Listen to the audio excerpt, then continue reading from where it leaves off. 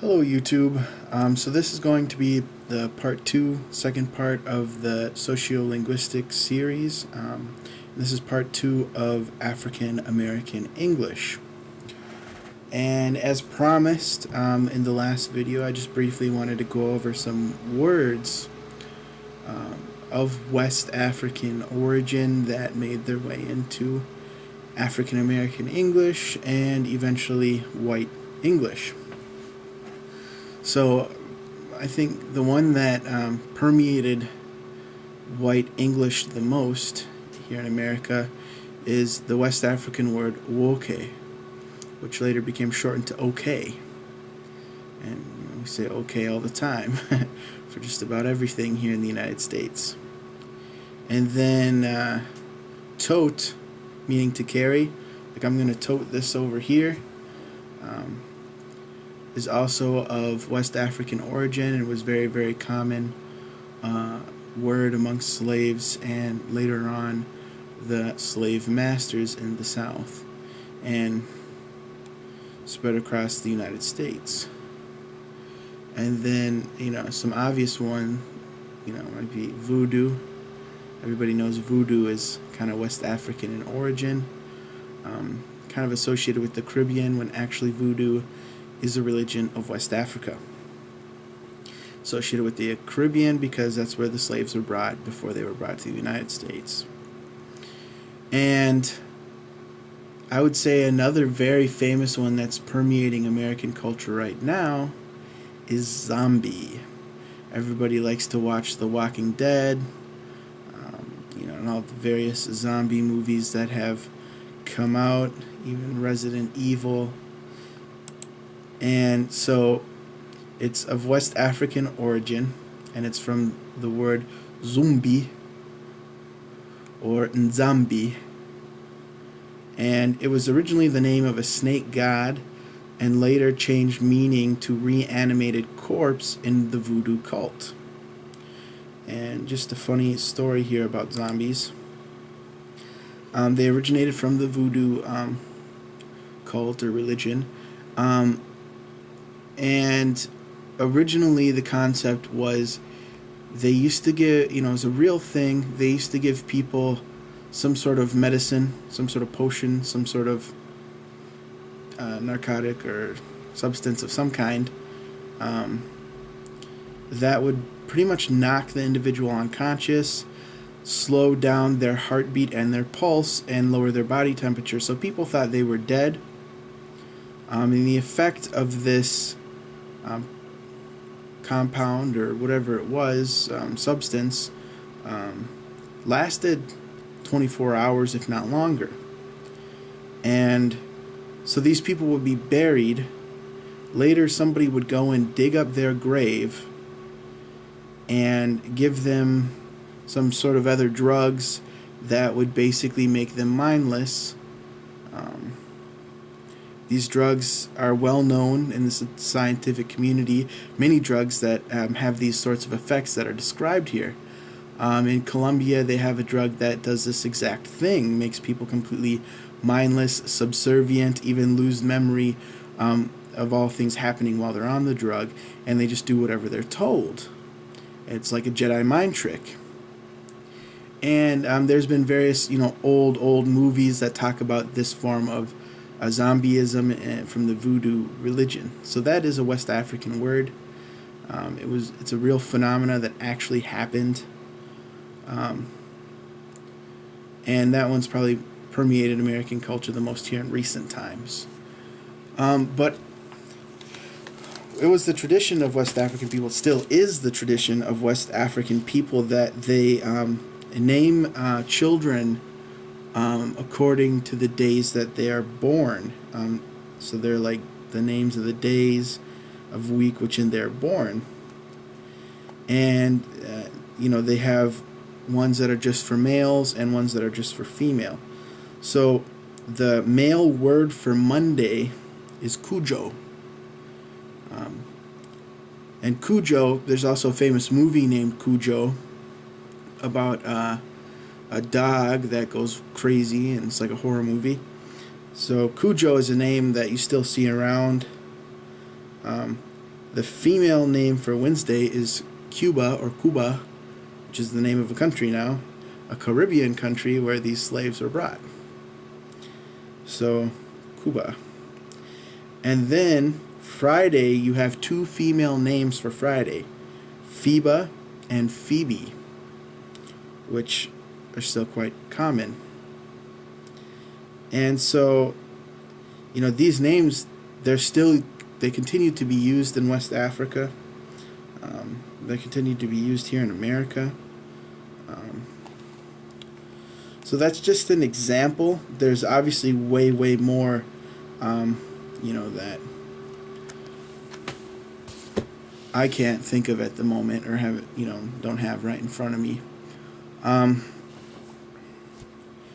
So what I talked about in the last video was the origins or the early development of African American English. And if you're curious, the documentary clips that I had in the video are from The Story of English. It was a book that was made into a documentary, I believe, in the late 70s or early 80s. So, it's obviously pretty dated, and their language isn't quite up to date as far as being non-oppressive. But from a linguistics standpoint and point of view, a lot of these things still hold true. That's why I'm using it. It's probably one of the best documentary series ever made on the English language from a linguistic point of view. And so I want to talk about the different stages of development of African American English and their impact on white English, because what we found out is that African American English has had a majorly huge impact on white English. We are indebted to African American English greatly, and even the so-called standard. But undoubtedly, African American English has just had a huge impact on English in general. So post-slavery, or after slavery, for the most part, life for African Americans didn't change for a very, very long time. So one of the peculiar things that I noticed post-slavery is that you had this phenomena of African American merchants, when they would sell their merchandise, when they'd walk with their cart of tomatoes or corn or whatever it may be, they they didn't have any the financial means to advertise in any large scale. So their form of advertising was they used street rhymes that only worked in African American English, and they would use these street rhymes to sell their items.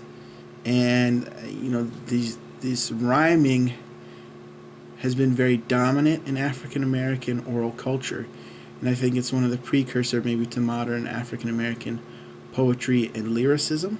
Oh, Joe, good old soul, hoggy in the summertime, white me in the spring, head up on a string, don't be late, waiting at the gate, don't be... And maybe around the 1880s was the first time documented, was the first time the word groovy was documented, which is usually associated with the 60s and 70s. I'm seen in That 70s Show quite regularly. So this word groovy is also a West African word, and it was first documented being used in English in the late 1880s. So some of these words which we think are kind of newer slang are only newer slang in white English, but have existed for over 100 years in African American English. But I would say probably the largest shift in African American English after slavery was the jazz movement, jazz music, which is commonly known, began in the South, blues and jazz. Especially it's associated with Louisiana. But the jazz movement was the largest influence of African American English onto white English that's ever been documented. And it was the largest shift in African American English after slavery. All pop music is largely indebted to the jazz music. I would say pop culture in general and music in general. Pop culture and music culture is all very indebted to the jazz music. And a lot of the words that are quite commonly used in music nowadays originates in the jazz movement, like riff and all these sorts of things, beat, and these types of words. Even nowadays, when we look at the modern music, heavy metal is very influenced by the jazz music, because the precursor to heavy metal, rock and roll, was heavily influenced by jazz music and the blues. So the jazz movement introduced a lot of words into white English and really changed the way we speak English in America forever. And the disco movement and the hippie movement and all these things that you might think of your parents' generation, and all the slang that came from those types of movements actually originated in the jazz movement. But the blacks were on the move at last. They were now beginning to carry the verbal traditions of the South to the cities of the North in music, song, and dance.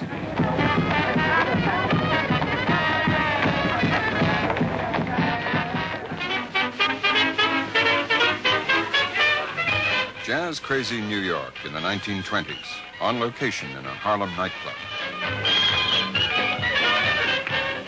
The musicians who migrated here introduced a wealth of black jargon into the heart of American and world English, from jazz to jam session. Once again, it was the man of words, musicians like Louis Armstrong, Jelly Roll Morton, and Fats Waller, whose jive talk commanded the respect of the fans.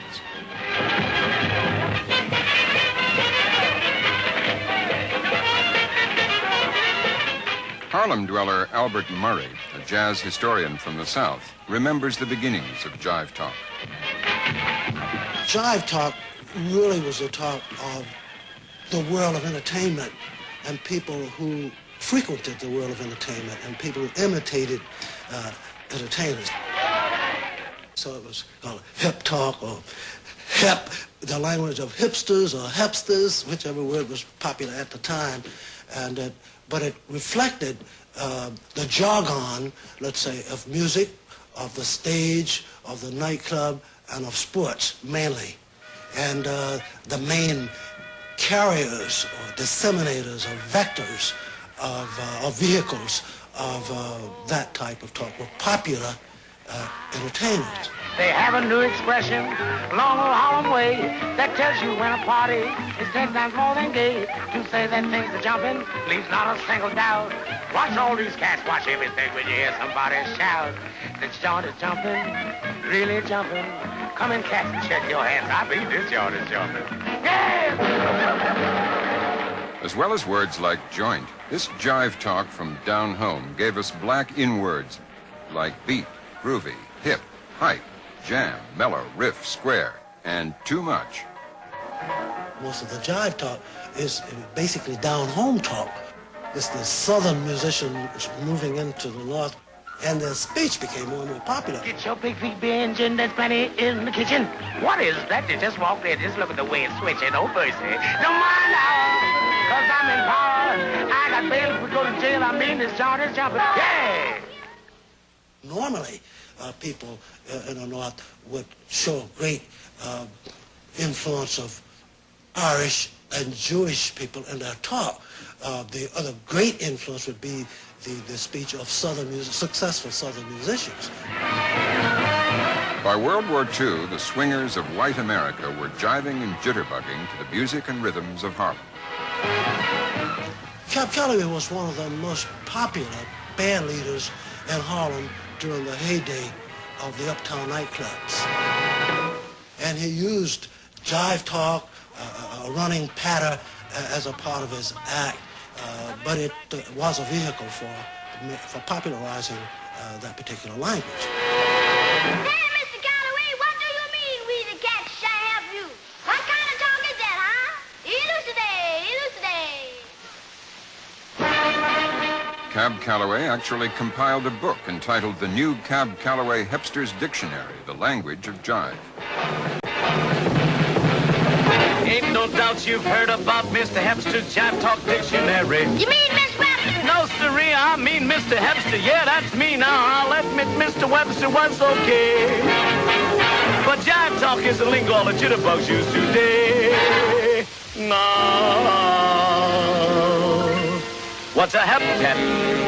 A hepcat is a guy who knows all the answers, and I'll tell you why. He's a highfalutin student of the Callaway vocab. Get Hep's dictionary. They have a lot of old phrases which he'll just repeat. It's fall out, it's groovy, send me. What's the twister to the slammer? The twister is a key that opens up the slammer to my chicken fricassee. If you want to learn the lingo jive from A, B, C to Z, with hip, hip's dictionary. A solid cinder for an outstanding person. A hip chick for a sophisticated woman. To my beat to my socks, things like that. Pseudo-hip journalists like to work it into their columns to show how hip they are. This would get into the entertainment page of the newspaper, and then from there it would move into the general informal usage of American speech, and American speech is largely informal and contains a large number of words from jargon, shop talk, jive, vulgate, street talk, as they say nowadays. Way uptown, there is a riff that's going around, and all the cats have got it down, 'cause it's solid and in the groove. In the lingo of Heidi-Ho, when the Harlem rhythms flow, here's the way to say, yes, I know. Man, that's groovy. When the wail of a high trombone makes the gators rock and moan, this expression is Harlem's own. Man, that's groovy. When Sending Sam begins to jam, lay down a solid beat. When they say, ow, you feel somehow to carry a heat wave in their feet. Beat me, daddy, is quite passe if you're sent the Harlem way. When you're happy, step up and say, man, that's groovy. And then the next major shift in African American English was during the civil rights movement of the 70s and the Black Power movement. I mean, the civil rights movement of the 60s and the Black Power movement of the 70s. So those had a major impact on African American English. In Philadelphia, they call him Mr. Spoons. His is the story of thousands of American blacks. Born in the South, he witnessed lynchings and mob violence. Up north, in the time-honored oral tradition of the black community, accompanying himself on the spoons, he improvises poems about the black predicament. This poem is about the civil rights movement of the 1960s.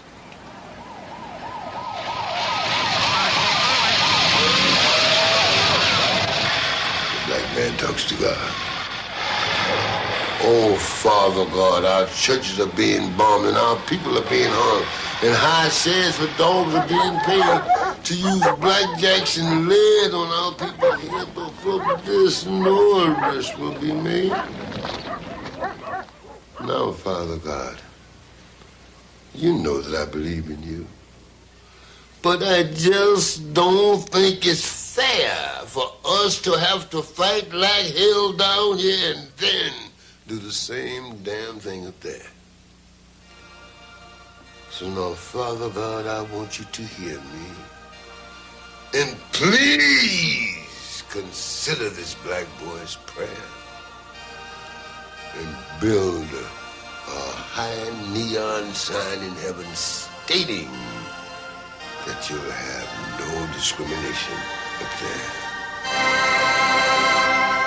I have a dream that one day this nation will rise up, live out the true meaning of its creed.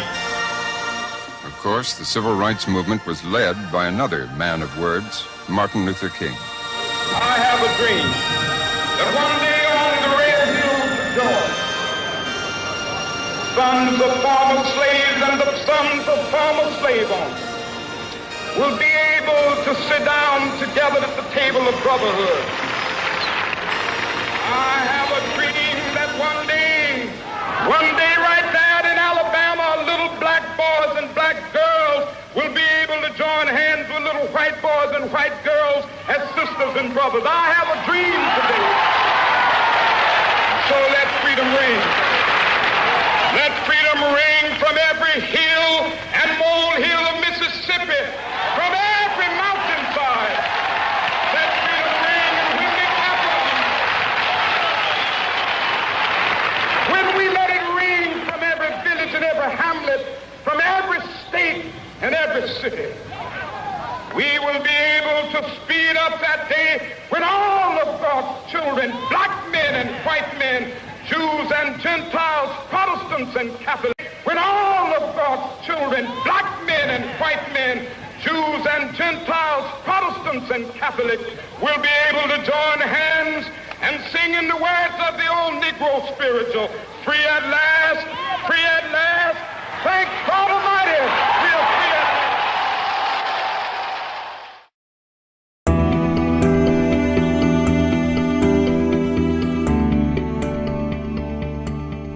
MLK was, of course, one of the most powerful speakers ever, and his speeches are incredibly rhetorically profound. From the perspective of language, it's also equally interesting, although not nearly as studied, as to how he situates himself as an African American, as a Southerner, as a resident of the urban South, and as a preacher. So the particular use of features, his R's, his T's, and so forth, are really very reflective of who he is, what his status is, and how he reflects that status in his speech. For example, in words like better, the R there, Southerners historically were R-less. Martin Luther King is often R-less. His T's in better, where the usual American would pronounce them with a flap like better, he would say beta. And sometimes when he would use his R's homiletically, he would roll them. So he would say better than, and that's a preacher style. At the same time, when the R is absent, it's reflective of Southern African American, as is the T, which is similar to example of how Barack Obama articulates his T's. So it's a forceful style that is often characteristics of politicians, orators, and influential speakers, and it seems to be a little more pronounced among African Americans who are in political office or who have cultural capital. Listen to this. You honor the ground crew, without whose labor and sacrifice the jet flights to freedom could never have left the earth. Most of these people will never make the headlines, and their names will never appear in Who's Who. So you notice how he says appear, and he says appear, and really articulates the P. And then in the Who's Who. But you hear sort of how he uses a preacher kind of R, where he says river of life as opposed to river or river, and sometimes he will say river. But it's really interesting the way in which he manipulates these things as he's talking to his audience, as he performs a preaching style, and the authority that emanates from that preaching style. But somewhere I read of the freedom of assembly. Somewhere I read of the freedom of speech. Somewhere I read of the freedom of press. Somewhere I read that the greatness of America is the right to protest far right. He would be most rhetorical with the African American audiences. And so he would be most comfortable and use that rhetorical style. To some extent, he uses it with all audiences. So he uses it with the Oslo audience where he accepted the Nobel Prize, and he also uses it to some extent. But when you look at the incidents, you notice he uses it much more in a comfortable preaching situation of an African American audience. They expect it, they're used to it, they respond to it, and in a sense, all of these little details are part of the effective interaction that even his pauses for reactions from the audience are very significant, in that he allows them to give their response to his call in his preaching style. And he's allowed me to go up to the mountain. And I've looked over and I've seen the promised land. I may not get there with you, but I want you to know tonight that we as a people will get to the promised land. It's really a remarkable display of how people use tiny dialect features to portray who they are, what their situation is, and how they're communicating with his audience. And no one was better than him. And I want to read to you a passage from J.L. Dillard's book, Black English, that I think kind of really captures the idea that, was very pervasive during the Black Power movement. And so I'm going to read this passage here for you. A dialect or language variety is maintained by social pressures within its own group of speakers. Although the speakers are seldom fully aware that they are maintaining it, language having a high threshold of awareness. In many cases, subconscious pressures maintain the dialect while the speakers' every conscious effort is to change to another. Group identity is perhaps the strongest of such pressures. By the end of the 1960s, there were indications that black artists and intellectuals were picking up Black English and making it a symbol of Black unity. Today, an impressive school of Black poets is producing poetry in Black English and expressing pride in the expressive power of the language. Leroy Jones has identified the language and written in it for several years now. Gwendolyn Brooks, who has been aware of Black culture for many years, has lent her support to the movement. Don L. Lee is a poet of power and artistry who utilizes a form of the language. June Jordan, Ted Jones, Margaret Walker, Nikki Giovanni, Jill Scott, Mae Jackson, David Henderson, Michael Harper, Polly Murray, Zora Neale Hurston, Langston Hughes, and others have used Black English effectively in artistic prose and poetry. A few features of Black English, such as the durative B, occur with increasing frequency in the Soul program on educational television. So far, however, Black writers have not utilized the most extreme forms of Black English, baselect. It is not completely impossible that the United States will become a bi-dialectal nation in the near future. This would involve giving a certain amount of official recognition to Black English, grammars, dictionaries, translations, and even of some official and governmental documents into the language use in some school systems, etc. Again, the variety could no longer be referred to as non-standard. The process just described is essentially what the sociolinguist means by the term standardization. And many whites would undoubtedly learn Black English as they did in the Old South before the Civil War. So here, this is loaded. Not only talking about how Black English was maintained during the 70s as a strong form of identity. But it's also talking about how, basically Black English is its own language with its own rules, its own systems that is consistent. And it needs to be recognized as such. It is its own language. It is its own dialect. And we gotta, people gotta stop treating it like it's just bad English or improper English or uneducated English. It's not. Okay. Some schools, some of the progressive schools are teaching classes in Black English. They are also teaching classes to help translate Black English into White English so that students can learn how to speak White English so they can have upward mobility in society. Because the reality is, if you want to have upward mobility in society, you got to speak white. And so most Black people, they code switch from White English to their own vernacular. Wilson Goode is mayor of Philadelphia. Like non-standard English speakers the world over, Blacks who move up the social ladder often feel they must modify their accents.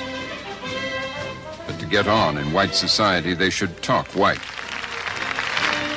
And in America today, there's a growing Black middle class that has no ethnic speech characteristics at all.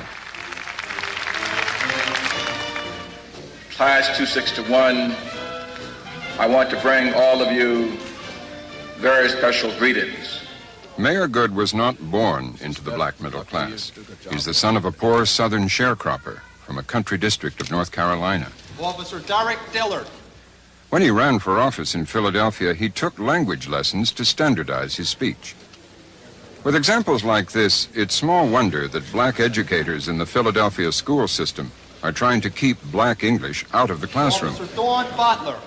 It's a controversial solution to a problem common throughout the world. Officer Because the way you speak can affect your whole life. Officer Marion Brickhouse. The local Board of Education is headed by Constance Clayton. In the process of young people applying for jobs, employers would ask them a question which would elicit a response. IB's ready for coming here next week. This utilization of the word and insertion of bees is rampant, and I think really throws an employer off in terms of what the young person is talking about. Now that you're finished with me, IB's going home. The cake was a speech. Hold what you hear. Listen very carefully. Now maybe you'll think. So in the classroom, Philadelphia schools are using all kinds of ways to drum standard English into their pupils, including rapping.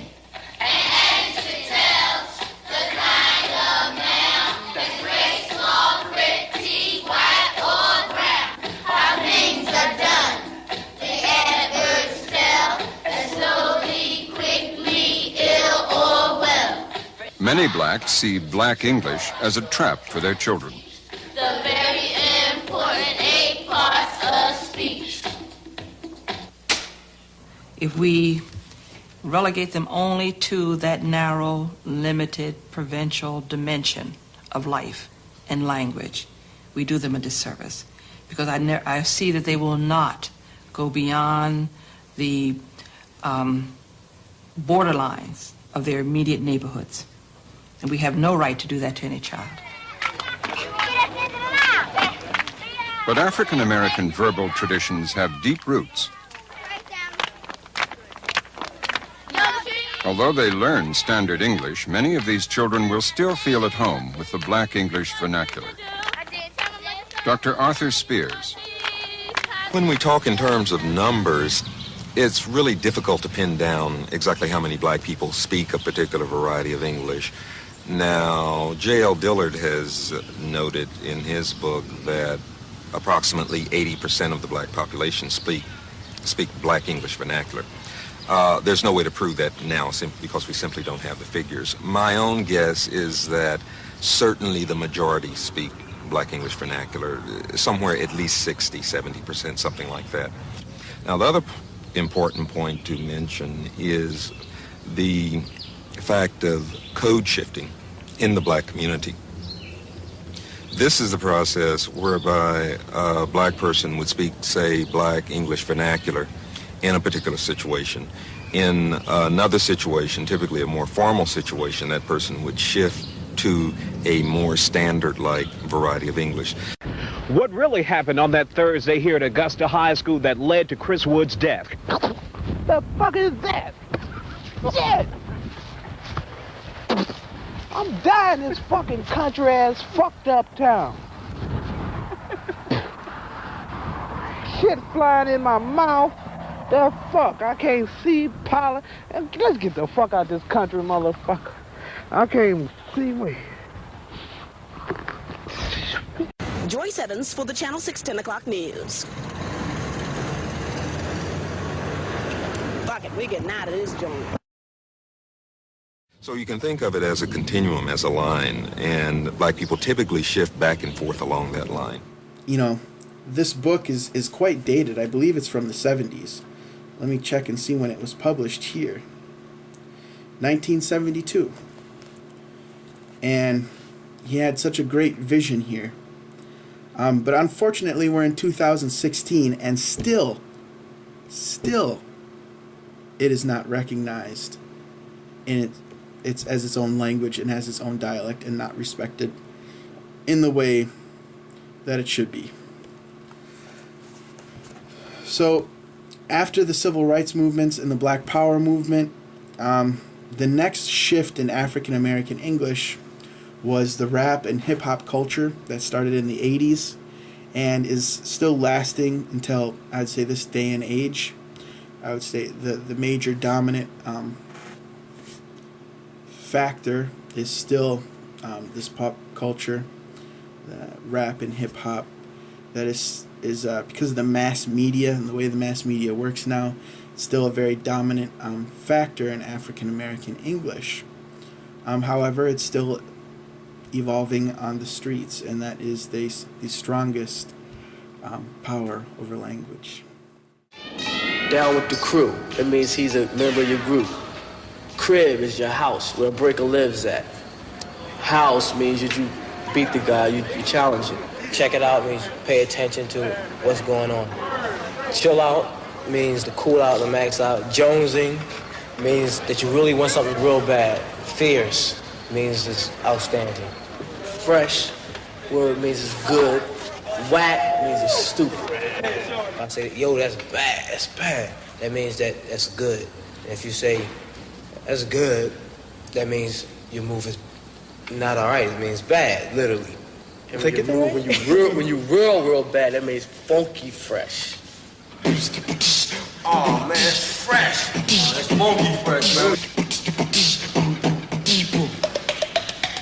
Jate, hip hop kid. See that suicide, bro. It's that suicide. It's fierce. Check it out. Check it out. That's a class, but it's scandal. Word.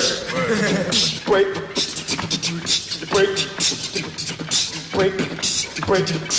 This groove is fresh. Oh.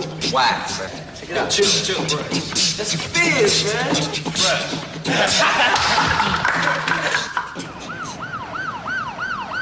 You'll hear code switching again when Scanner Boy Renegade drops into Street Talk to describe how he nearly copped a fight in South Philadelphia. Yeah, man, let me tell you, man, Friday night, we went down to South Philly, me, Wild Style, and Michi. Yeah. Man, I got stepped to, man. We was in the hard part of South Philly, too. All, Vixby at. So we used to stand on the corner, right? So I stand up there, like this. You know, I always stand trying to be, cool and everything, right?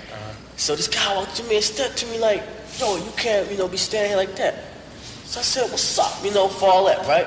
And then my boy Ryan, Ryan, like, he's a brother, he said, man, he down with the nation, right? And the guy was like, oh, he down with the nation, okay, all right. Tag, right? So he was like, tag, all they did was gonna rush me, right? Y'all was gonna kill me, man. What's up, man? I was like, what's up? Because there was a couple of them, man. Word. It was the baddest. Word, man, but check it, right? So I also wanted to talk about code switching and these different attitudes about, Black English, or African American English, or Ebonics as it's called. Still people are discriminated for speaking it, whether they're white or black. It's still considered a inferior dialect, and that mostly has to do with racism. And there's an implicit bias that people have when they hear that dialect. And that's why I talked about in the previous video how it's harder for people who speak African American English to get hired at jobs, to be, rent apartments and all those sorts of things. So lots of studies about African American English and discrimination, racism, oppression. But often, code switching does take place. And, you'll see a lot of viral videos where it seems almost as if African American English is being mocked, or it's somehow funny that they're speaking, their own dialect, and that type of thing. But ultimately, I'm just trying to bring awareness to the dialect, trying to make people understand that this is a legitimate dialect of English that is rule governed. One of the things that is a rule, in phonological rule, in African American English is that they tend to avoid consonant clusters. And so there's a professor at my university who's African American, and he teaches about African American English, and he teaches in the education department. And he gives seminars about African American English. And one of the rules that he taught me about his dialect of African American English is that the word test, like an examination test, in standard English, to make it plural, we would say tests. Tests. But in African American English, they don't like that consonant cluster, so they call it tesses. Tesses. So it is rule governed. It's consistently rule governed, and a lot of linguists have argued that the rules in African American English are actually far more complex than in white English. So it's a more sophisticated language, a more sophisticated way of expressing yourself.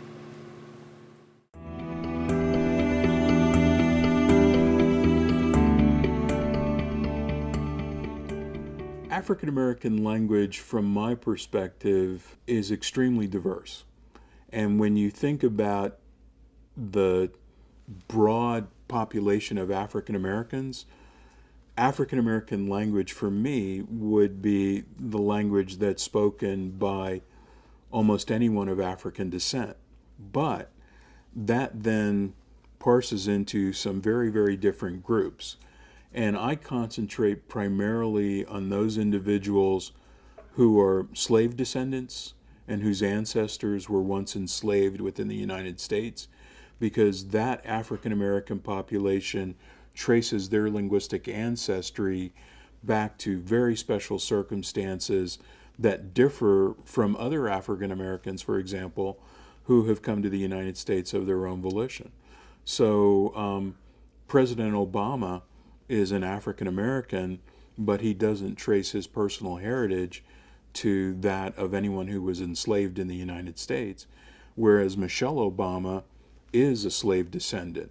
So depending upon the background of the individual, they may or may not have slave descendancy within their history.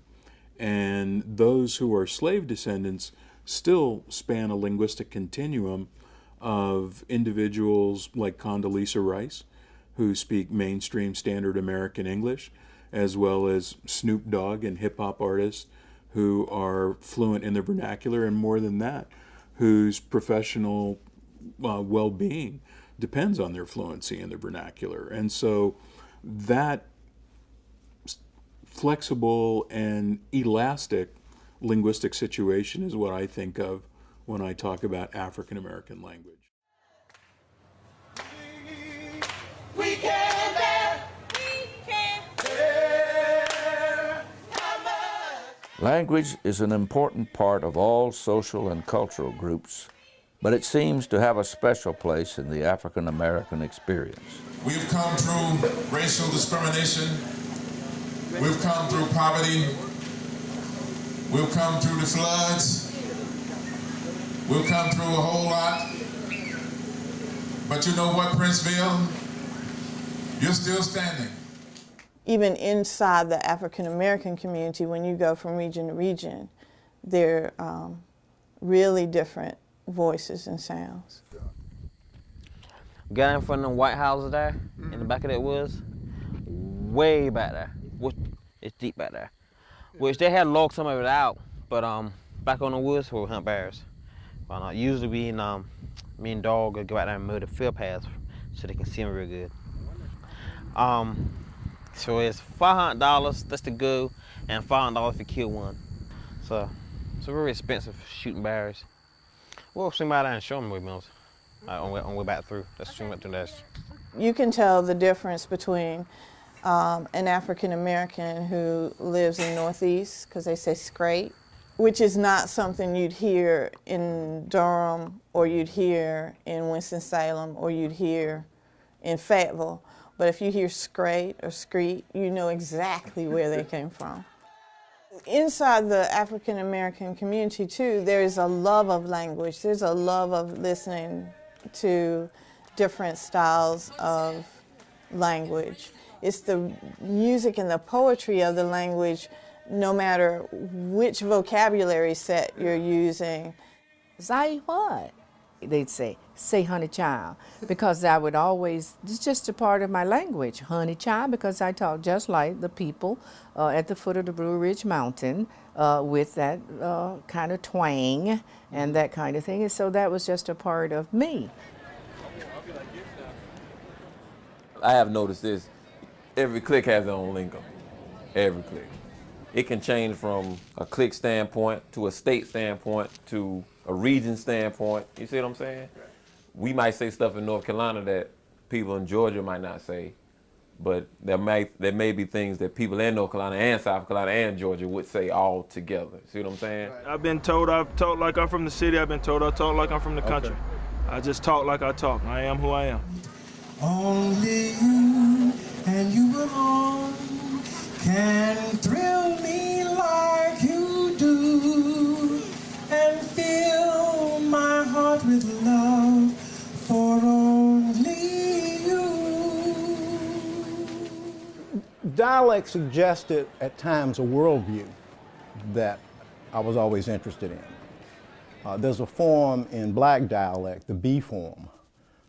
I'd be doing X, Y, and Z, or I'd be going, or that particular issue, which I always thought was interesting, but maybe very descriptive of being in process, which is somehow not expressed in the regular language pattern. It's a whole bunch of people in New York that we know from down here, and the way they be talking and stuff, they like, you can't have to understand them. They have to stutter because they don't know like our language. And that girl that was like that. Yeah.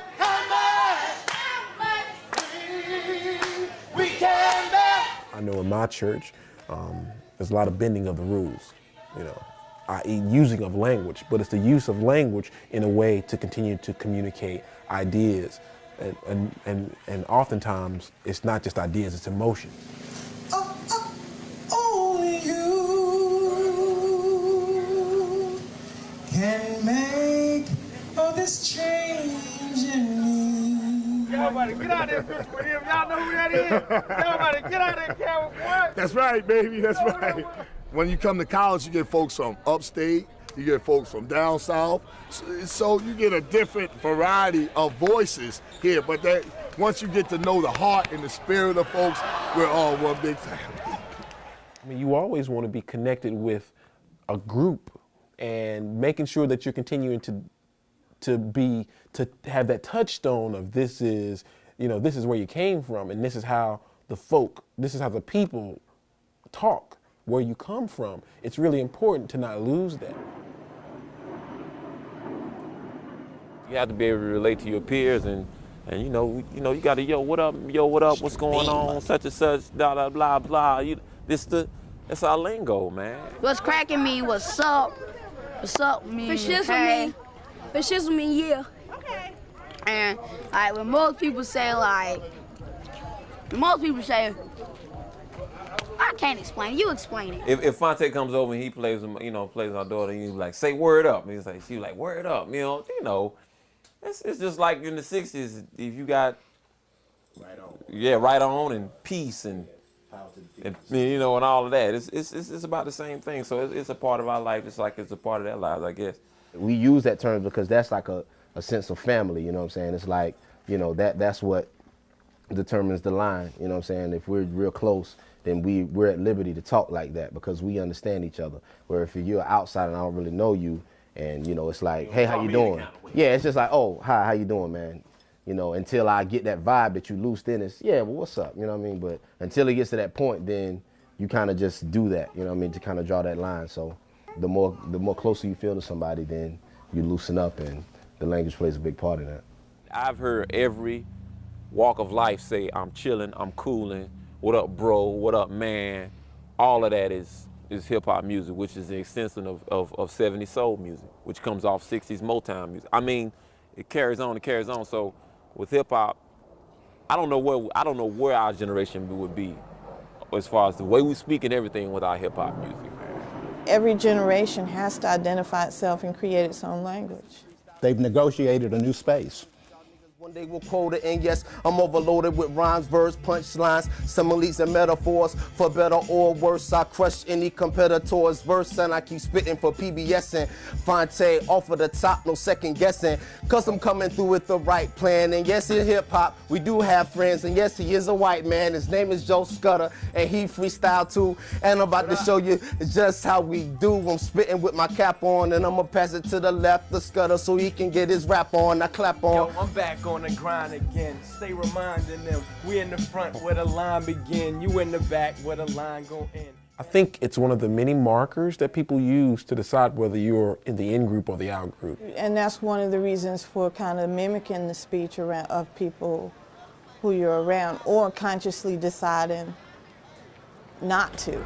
We were just talking about it on the way here, how people try to express themselves. Well, you don't need to express yourself so much that when you get out in society, you can't function. Because when you go for a job interview and the person sitting behind the desk, they may not want to hear that. Particularly in the African American community, there is this idea that yes, you can speak in a much more relaxed, intimate black speech in certain spaces, and then in other spaces you have to speak a much more common English. And for some people, there's an internal struggle about, should you really do that? Should you really be trying to talk like white folk? Or should you always, all the time, no matter what setting you are in, speak the same way? Speak the same way your mama taught you to speak. It all depends on what environment you're in, expectations of other people, what they think they need to hear from you. All of these are the kinds of things that you encounter when you're dealing with communication.